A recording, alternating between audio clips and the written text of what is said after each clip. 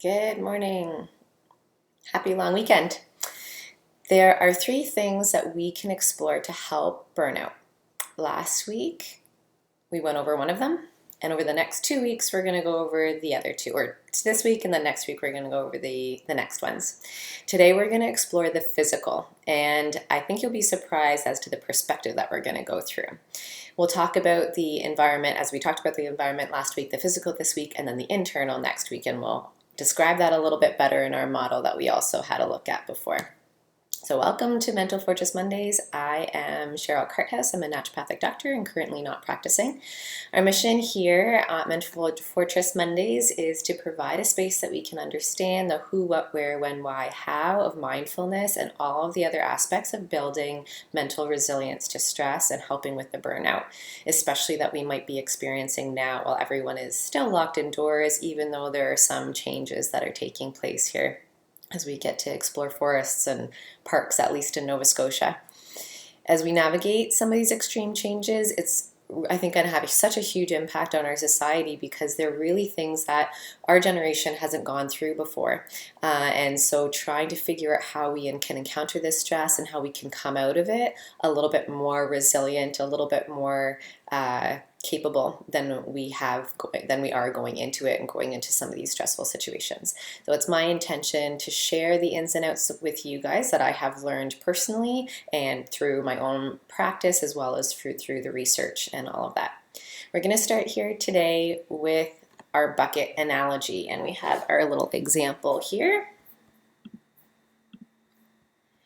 So if we can think of ourselves as this bucket. As we are full, we feel safe and capable, full of energy, and you really can go forward with lots in the tank. You can drive that car for distances and with no problem, not thinking much of it. And now, as this bucket really starts to deplete, we feel like we have nothing left in the tank, nothing left to give. Anything that is added to the situation in terms of stress at that time can be really, really challenging. Maybe it ends up being overwhelming and we're outside of our window of tolerance, that is sort of our safety capable feeling zone, as being overwhelmed. Or maybe we totally shut down and we get into this hypo state, which is under our window of tolerance of just totally shutting down and going numb. And we want to try and as much as we can get within that window and stay within that window and then make that window bigger. And that's what all of these practices really have been about.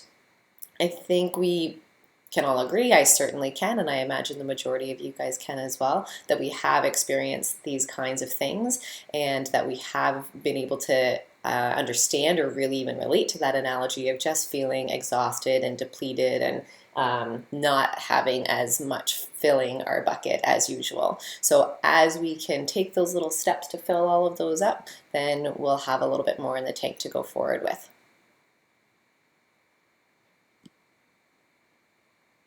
So what are these things that fill our buckets?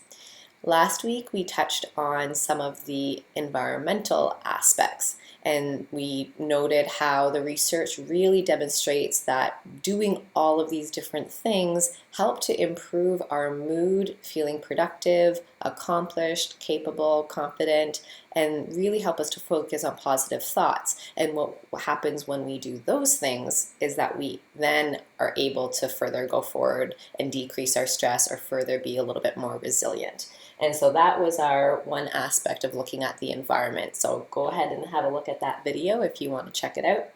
The other two are our inside, more of our mental resilience, how our brain is functioning and how we can retrain that. That'll be next week.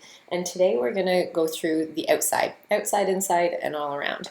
So our outside is really our physical body, and I'm going to talk a little bit about the physical impacts of stress and how we hold on to it, hopefully give you a little of some other encouragement of things that you can actually add on into your regime to change some of those things that we carry.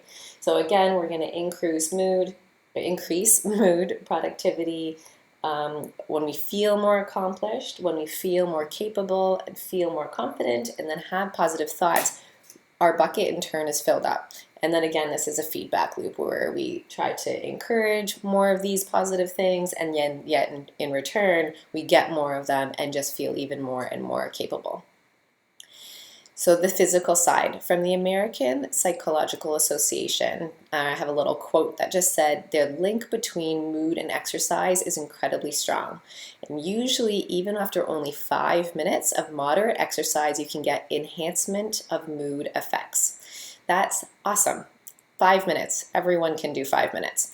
Active people really are less depressed than inactive people. Physical activity can release and decrease all of the different types of hormones and biochemical aspects in the body, such that the result ends up really improving anxiety and decreasing depression. It can also then help improve that idea of when we're in burnout and feeling all of these intense emotions, that we can decrease that aspect of it and then again prevent relapse or encourage this resilience that we're trying to build. There's a whole section on that article that talks about how exercise buffers the brain. And essentially this activity, again, as I mentioned, it really helps to create the resilience to stress. As with really each of the things that we're going to go over, they're easy to do.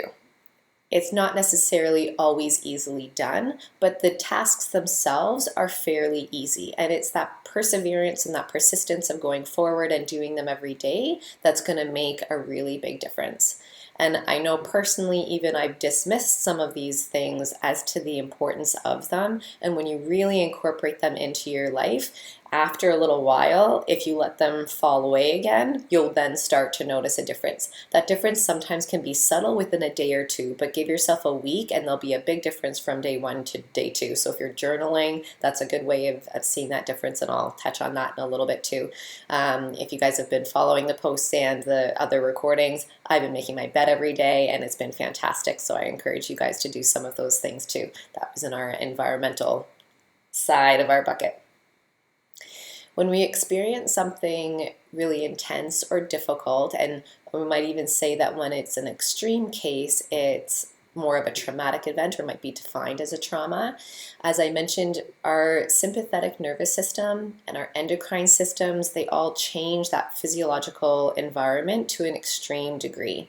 Our heart rate increases, circulation increases, our cortisol level, which are those stress hormones, skyrocket and circulate around the body, and these all have other effects that help us to go into more of this survival and protective mode. And as we re-experience certain events, these can become even more intense with each exposure and every thought. The research shows that brain scans and all these physiological measures that occur with trauma are exactly the same as when we recreate this trauma in our mind. And as we're reaching burnout, people have less capacity to really give in that situation or to feel capable and safe. And that can add as well to the whole experience that we're having. So as much as we can bring down or change the mental aspect of it, so the memories of them, and then our physiological reactions, then we can start to change some of the outcomes and our quality of life really overall. As humans are absolutely unbelievable, and this is kind of why I do what I do, is I have just such a deep fascination with this ability for us to be resilient and this vital force that protects us. So our physical and mental emotional reactions to experiences are always in our best interest. They really truly will always do the best thing for us, even if we don't fully understand it. So for an example, have you ever felt numb or detached from an experience? Sometimes this comes along with a really intense, fearful situation that also has a physical component to it, such as a car accident. The ability for us to detach in this situation, that detach the body experiences from that mental emotional experience, is a beautiful protective mechanism. It really does save us. It's important that when we consider all of the difficult times, maybe even trauma if we've experienced it, or even physical pain, that we don't discredit or downplay its value or what our body is trying to do. We end up then really almost fighting with ourselves of, you're trying to do this, I don't want that. Really, if we can sort of accept it in a way that we're accepting our bodies are attempting to do something helpful for us, and even our mental reactions are attempting to do something helpful for us. And again, we really might not understand it, or we might not understand in the moment of how it is helpful, but I assure you it is trying to do the best that it can in order to protect you. So what are your reactions to burnout or feeling stressed? And when you experience something stressful, can you see how a physical or this brain reaction might actually be an attempt to protect you? A classic example that we often use, or that's often used in the research, is this fight or flight example where a zebra is running away from a tiger or a lion. We have an increased heart rate, a cortisol gets jacked up, and they're going and running away. This is a sprint for survival. And after that whole episode is done, their cortisol levels, everything just returns to normal. Partially because we have that physical engagement. That physical running of the zebra is really important to stir up all of the different biochemicals and the hormones in the body, and to really help release those excess things that are happening, and to allow the circulation of that increase of heart rate to be useful in that moment. How many of us do that in our stressful lives? I wouldn't say that that's my typical reaction to stress, particularly if you're at work or in an office. You're not going to go run around the block 10 times in order to release some of these hormones from a stressful situation.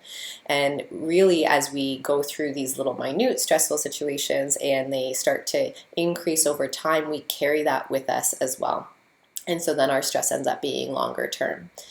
Our brains also process information very differently in these extreme experiences, and we actually then have a disjointed memory of a physical sensation or what is happening at the time, or what we might actually even incorporate and carry into our body, separate from that cognitive experience, which is sort of our knowing and learning and understanding. And that detachment is both then carried forward with us. And sometimes we can start to carry these emotions and these feelings in our body when they're not associated to that cognitive aspect anymore.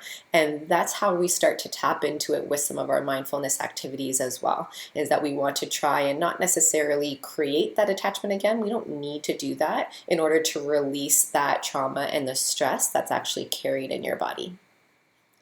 Have you ever felt extremely frustrated or irritated, angry, maybe completely helpless, and push some of those emotions aside to get on with your day?